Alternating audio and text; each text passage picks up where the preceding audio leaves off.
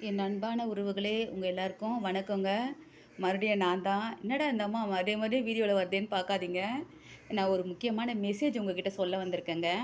அது என்னன்னு கேட்டிங்கன்னா, நீங்க நினைப்பீங்க, "என்னடா இந்த அம்மா எப்ப பார்த்தாலும் பேர பசங்க, பேர பசங்க சொல்லிட்டு இருக்காங்களே!" அப்படின்னு நினைக்கிறீங்களா? அதுக்கு ஒரு காரணம் இருக்குங்க. ஏன்னா, என்னோட பேரனுக்கு வந்து வயசு 11 தாங்க ஆகுது. அவனுக்கு வந்து லிவர் கேன்சர் வந்துருச்சுங்க. அந்த லிவர் கேன்சர்ல அவன் பட்ட கஷ்டங்க சொல்லி முடியாதுங்க. அவ்ளோ கஷ்டங்க அவனுக்கு. வாழ்க்கையில ஒரு சின்ன குழந்தை எந்த அளவுக்கு கஷ்டப்படணுமோ, அந்த அளவுக்கு கஷ்டப்பட்டுச்சு. அது வந்து என்ன என்ன தெரிஞ்சவங்களுக்கு எல்லாருக்குமே தெரியுங்க. நாங்க வந்து ஆப்ரேஷனுக்கு ரூ. 15,00,000 எங்களுக்கு தேவைப்பட்டது. நாங்க அந்த அளவுக்கு பெரிய ஆள்லாம் இல்லங்க. ஏதோ கூலி வேலை செஞ்சு நாங்க வந்து அன்றாட காட்சின்னு சொல்லுவாங்க இல்லையா? அந்த மாரி அன்னன்னைக்கு நாங்க கிடைக்கிறது அன்னன்னைக்கு சாப்பிடுறவங்க தான் நாங்க. 15,00,000க்கு நாங்க எங்க போவோம்? ரொம்ப கஷ்டப்பட்டேங்க. எல்லாரும் எங்களுக்கு உதவி பண்ணாங்க. தெரிஞ்சவங்க, தெரியாதவங்க இந்த மாரி நெறைய பேர் எங்களுக்கு உதவி பண்ணியிருக்காங்க. அதில முக்கியமா ஒரு சிஸ்டர் நான் சொல்ல மறந்தேன்னா, வாழ்க்கையில எனக்கு சாப்பாடே கிடைக்காது. அவங்க பேரு வந்து ஜெர்சின்னு சொல்லுவேன் நானு. ரொம்ப தங்கமான பாப்பா அது. அவங்க என் சர்ச்சுக்கு வருவங்க. அந்த பொண்ணு தான் எனக்கு ரொம்ப ஹெல்ப் பண்ணுச்சு. அப்புறம் எங்க சொந்த பந்தங்கள் எல்லாரும் கொஞ்சம் கொஞ்சம் பைசா போட்டு, அப்புறம் நெறைய பேர்கிட்ட ஏன் சொல்றீங்க, ஆன்லைன் பிச்சைன்னு சொல்லுவாங்க தெரியுமா? அந்த ஆன்லைன் பிச்சை எடுத்து என் பேர குழந்தைய நாங்க காப்பாத்துனோங்க. இப்ப ஆப்ரேஷன் முடிஞ்சு குழந்தை வந்து 10 கீமோ தெரப்பிங்க. இப்போ 10வது கீமோதெரபி நாளன்னைக்கு போறான். அப்ப பார்த்துக்கோங்க அந்த குழந்தை உடம்பு எப்படி தாங்கும்னு பார்த்துக்கோங்க.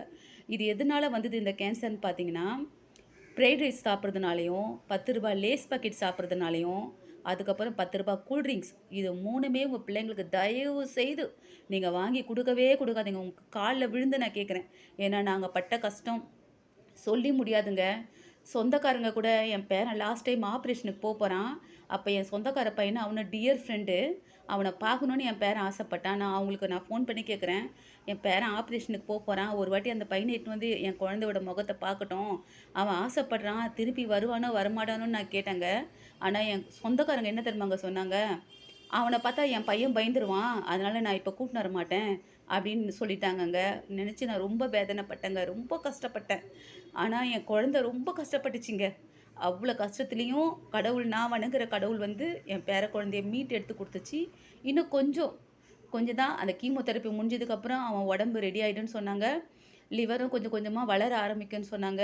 அவன் லிவர்ல வந்து 3 கிலோ கட்டி இருந்ததுங்க. அந்த ஹாஸ்பிட்டல்லயே அவன் வந்து சொல்றாங்க, இவன் வந்து கடவுளுக்கு பிரியமான குழந்தைன்னு சொன்னாங்கங்க. ஏன்னா, அவன் உயிர் பிழைக்கிறது ரொம்ப கஷ்டம்னு சொல்லிட்டாங்க. அவ்வளோதான் அவன் மறந்துரணும். அவன மறந்துருங்கன்னு சொல்லிட்டாங்க.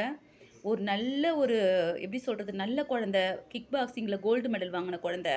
டான்ஸ்லயும் சரி, பாட்டுலயும் சரி எல்லாத்துலயுமே அந்த குழந்தைக்கு டேலண்ட்டுங்க. மல்டி டேலண்ட்ன்னு சொல்லுவாங்க தெரியுமா? அது அந்த குழந்தைக்கு அவ்ளோ அதிகமா இருந்தது.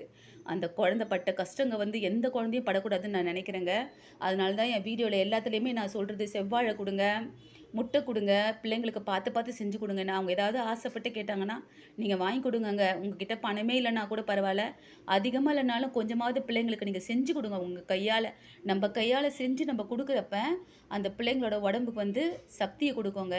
ஆனா நம்ப சமைக்கும்போது சந்தோஷமா சமைக்கணுங்க. துக்கத்தோட சமைக்கக்கூடாது. சந்தோஷமா சமைச்சு நம்ம பிள்ளைங்களுக்கு குடுப்போம். நம்மளோட காலம் முடிஞ்சிருச்சு. நம்ம பிள்ளைங்களோட எதிர்காலம், நம்ம பேர பிள்ளைங்களோட எதிர்காலம் தாங்க நமக்கு முக்கியம். அதனால தான் சொல்றேங்க. உங்கள எல்லாரையும் கெஞ்சி கேட்கிறேன். தயவு செய்து அவுட்புட் எதுவுமே வாங்கி குடுக்காதீங்க. வெளியில விக்கிற எந்த பொருளையுமே வாங்கி தராதீங்க. உங்களால முடிஞ்சா வீட்ல செஞ்சு குடுங்க. இல்லன்னா பிள்ளைங்களுக்கு நீங்க அட்வைஸ் பண்ணி பிள்ளைங்கள வந்து நீங்க சொன்னா பிள்ளைங்க கேட்டுக்குவாங்கங்க. ஏன்னா, இப்ப இருக்கிற ஜெனரேஷன் ரொம்ப நல்ல பிள்ளைங்களா இருக்கிறாங்க. நீங்க சொல்ற மாரி சொன்னீங்கன்னா, அவங்க கேட்டுக்குவாங்க. ஓகேங்களா? உங்கள ரொம்ப அறுத்துட்டேன்னு நெனைக்கிறேன். பாய்ங்க.